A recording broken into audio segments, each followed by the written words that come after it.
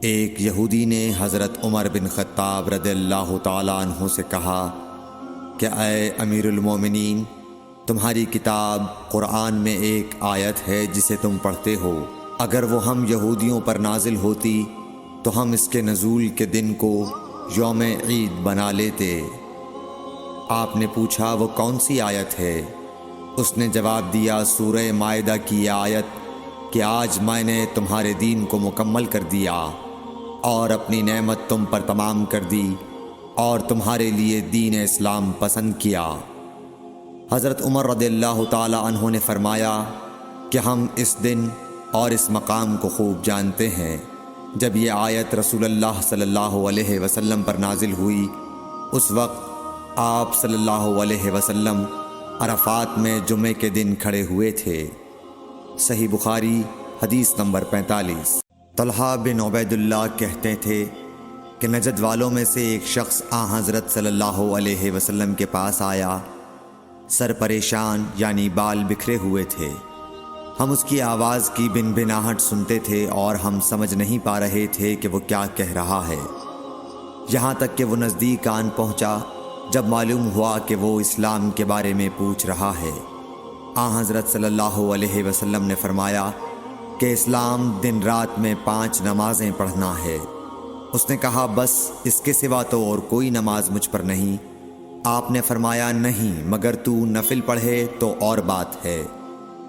حضرت صلی اللہ علیہ وسلم نے فرمایا اور رمضان کے روزے رکھنا۔ اس نے کہا اور تو کوئی روزہ مجھ پر نہیں ہے۔ آپ نے فرمایا نہیں، مگر تو نفل روزے رکھے تو اور بات ہے۔ طلحہ نے کہا اور حضرت صلی اللہ علیہ وسلم نے اس زکوٰۃ کا بیان کیا۔ وہ کہنے لگا کہ بس اور کوئی صدقہ مجھ پر نہیں ہے۔ آپ نے فرمایا نہیں، مگر یہ کہ تو نفل صدقہ دے تو اور بات ہے۔ پھر وہ شخص پیٹھ موڑ کر چلا گیا، یوں کہتا جاتا تھا قسم خدا کی میں نہ اس سے بڑھاؤں گا نہ گھٹاؤں گا۔ حضرت صلی اللہ علیہ وسلم نے فرمایا اگر یہ سچا ہے تو اپنی مراد کو پہنچ گیا۔ صحیح بخاری حدیث نمبر 46۔ حضرت صلی اللہ علیہ وسلم نے فرمایا جو کوئی ایمان رکھ کر اور ثواب کی نیت سے کسی مسلمان کے جنازے کے ساتھ جائے اور نماز اور دفن سے فراغت ہونے تک اس کے ساتھ رہے تو وہ 2 قیرات ثواب لے کر لوٹے گا۔ ہر قیرات اتنا بڑا ہوگا جیسے احد کا پہاڑ۔ اور جو شخص جنازے پر نماز پڑھ کر دفن سے پہلے لوٹ جائے تو وہ 1 قیرات ثواب لے کر لوٹے گا۔ صحیح بخاری حدیث نمبر 47۔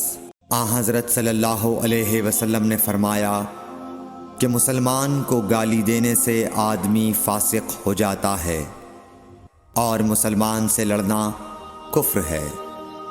صحیح بخاری حدیث نمبر 48۔ حضرت صلی اللہ علیہ وسلم اپنے حجرے سے نکلے، لوگوں کو شب قدر بتانا چاہتے تھے وہ کون سی رات ہے۔ اتنے میں 2 مسلمان آپس میں لڑ پڑے۔ آپ صلی اللہ علیہ وسلم نے فرمایا میں تو اس لیے باہر نکلا تھا کہ تم کو شب قدر بتلاؤں، اور فلاں فلاں آدمی لڑ پڑے تو وہ میرے دل سے اٹھا لی گئی، اور شاید اسی میں کچھ تمہاری بہتری ہو۔ تو اب ایسا کرو کہ شب قدر کو رمضان کی 27ویں، 29ویں اور 25ویں رات میں ڈھونڈا کرو۔